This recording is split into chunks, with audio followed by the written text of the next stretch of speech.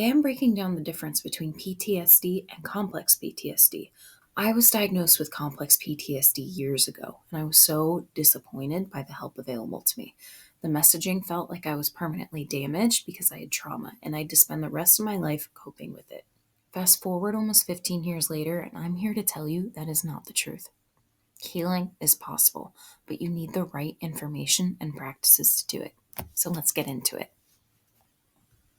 To understand PTSD, we need to start with understanding the stress response because most people misunderstand what stress actually is. Stress is not just your circumstances or your busy schedule or even the hard thing that happened to you. I want you to think about stress as a biological response, and it happens when your awareness of threat becomes greater than your awareness of safety. Trauma happens when the stress switch is turned on, but you didn't have the ingredients necessary to fully turn it off.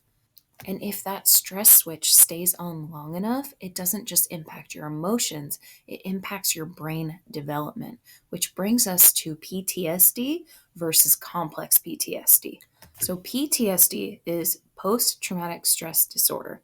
This happens when one event or a short period of trauma leaves your nervous system stuck in survival mode. Think about a car accident, an assault, a natural disaster, sudden loss, or even war. This trauma was acute, but it had a beginning and it had an end to it. So your nervous system is still responding as if it's happening now. Symptoms of PTSD include intrusive thoughts or flashbacks, so the memory keeps replaying in your head. It can mean avoidance, avoiding people, places, situations that remind you of your pain. Hyperarousal, always being on edge, easily startled, trouble sleeping. It can mean negative changes in mood, so you're feeling numb or detached or you're feeling hopeless. Your nervous system is saying, that was dangerous, let's make sure it never happens again. So what I want you to take from this segment is with traditional PTSD, there's a clear beginning and end to the threat. Complex PTSD, that is a completely different story. So complex PTSD, sometimes called C-PTSD, happens when the trauma is prolonged, it's repeated, and it's relational.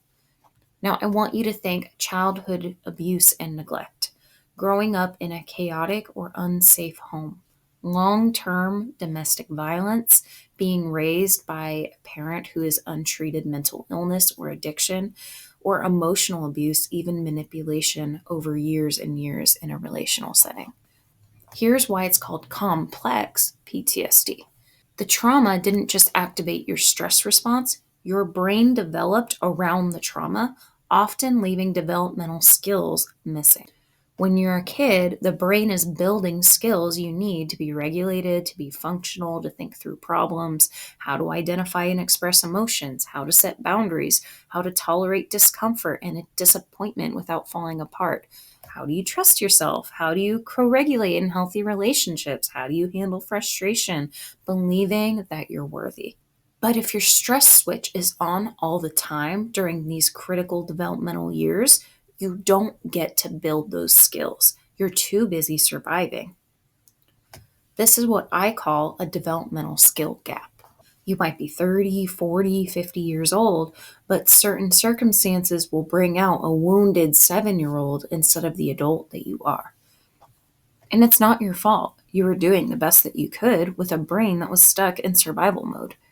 So complex PTSD looks a lot like PTSD symptoms plus difficulty regulating emotions, big reactions to small things or numbness, negative self-perception, so deep shame, feeling fundamentally broken or unworthy, difficulty with relationships, trouble trusting, fear of abandonment, people-pleasing, pushing others away, dissociation, feeling disconnected from your body, from your emotions, from reality. There can be a really overwhelming sense of hopelessness, like nothing you do matters or ever will. Complex PTSD is not just, I survived something terrible. It's, I don't even know who I am. I never had a chance to become me. If this resonates with you, I need you to hear this. There is nothing wrong with you. You have a skill gap and those skills can be learned. One of my observations is that complex PTSD generally has a profound brokenness when it comes to relationships. And so, because of that, I want to talk with you a little bit about emotional safety and what emotionally safe relationships might look like. Before I get into that, if you're finding this video valuable, please take a second to like the video and leave a comment telling me what helped you. Those are two things that can really help more people access this information. If you grew up with any kind of emotional neglect or abuse, gaslighting, dismissive behaviors, your sense of self has developed and absorbed those experiences as normal. They're a part of you. So untangling through the web of experiences and sorting through that takes a lot of work, and I'm not going to sugarcoat that, but it is possible. Here are a few things you can look for to signal emotional safety. Genuine kindness. The absence of sarcasm, of passive aggression, of bullying, of criticism, of put downs, to feel provided for. Did you learn the messaging, I will have enough? Or am I always constantly scanning for the places that I won't have enough, that I'm going to fall short, that I won't be provided for? As babies, we learned regulation through our caregivers. When they cried, they soothed us. When we were scared, they held us. Their calm nervous system taught our nervous system how to calm too.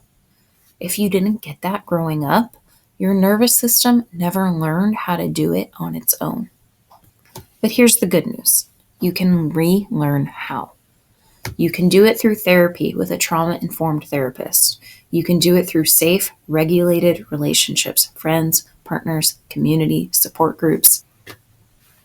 Practices that help you co-regulate with yourself, like guided meditations, somatic work, putting your hand on your heart and speaking kindly to yourself, reparenting work, internal family systems work. These are all wonderful tools you can do to learn how to co-regulate with you.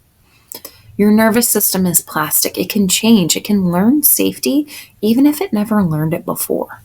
If you want to learn how to provide these things to yourself, being seen, safe, and soothed, I would be honored to work with you. Check out my website and the link in the description and fill out an application. So here's a summary of what we went over today. PTSD is unresolved trauma from a specific event. Your nervous system is stuck replaying the danger, even though that danger is technically over. Complex PTSD is prolonged trauma that didn't just activate your stress response, but it interrupted your brain development. You have developmental gaps, and those gaps impact everything: your emotions, your relationships, your ability to do things and put goodness out into the world, and your sense of self. If you've been living with PTSD or complex PTSD, I need you to know. You are not broken. You are not too much. There is nothing wrong with you. You are not beyond healing.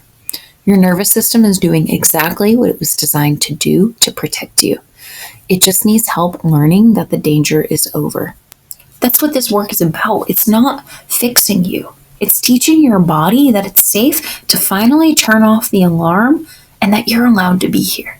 If this resonated with you, I would love for you to subscribe. I make videos every week about nervous system regulation, trauma recovery, and finding your purpose from a regulated state. Thank you for being here, and I'll see you next week.